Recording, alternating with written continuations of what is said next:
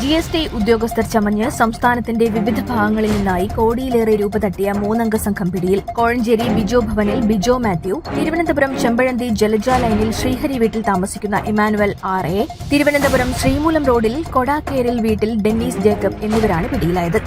അയോധ്യയിലെ രാമക്ഷേത്രത്തിന് ചുറ്റുമുള്ള 15 കിലോമീറ്റർ ചുറ്റളവിൽ മാംസാഹാരം വിതരണം ചെയ്യുന്നത് ജില്ലാ ഭരണകൂടം വെള്ളിയാഴ്ച നിരോധിച്ചു.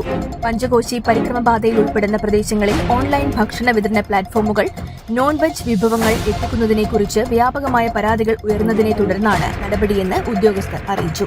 ശബരിമല മകരവിളക്ക് ദിനത്തിൽ പ്രവേശന നിയന്ത്രണം ഏർപ്പെടുത്തി ഹൈക്കോടതി. വെർച്വൽ ക്യൂ വഴി 30,000 പേർക്കും സ്പോട്ട് ബുക്കിംഗ് വഴി 5,000 പേർക്കുമാണ് പ്രവേശനം. മകരവിളക്ക് ദിനത്തിൽ രാവിലെ 10-ന് ശേഷം നിലയ്ക്കലിൽ നിന്നും ആരെയും പമ്പയിലേക്ക് കടത്തിവിടില്ല. 11 മണി കഴിഞ്ഞാൽ പമ്പയിൽ നിന്ന് സന്നിധാനത്തേക്ക് ആരെയും കടത്തിവിടാൻ പാടില്ലെന്നും ഹൈക്കോടതി നിർദ്ദേശിച്ചു. ശബരിമല സ്വർണ്ണക്കൊള്ള കേസിൽ റിമാൻഡിലായ പ്രതി തന്ത്രി കണ്ഠരര് രാജീവരെ തിരുവനന്തപുരം മെഡിക്കൽ കോളേജ് ആശുപത്രി ICUവിൽ പ്രവേശിപ്പിച്ചു. ജയിലിൽ വെച്ച് ദേഹാസ്വാസ്ഥ്യം അനുഭവപ്പെട്ടതിനെ തുടർന്നാണ് നടപടി. അതിനിടെ അദ്ദേഹത്തിന്റെ വീട്ടിൽ SIT പരിശോധന നടത്തി.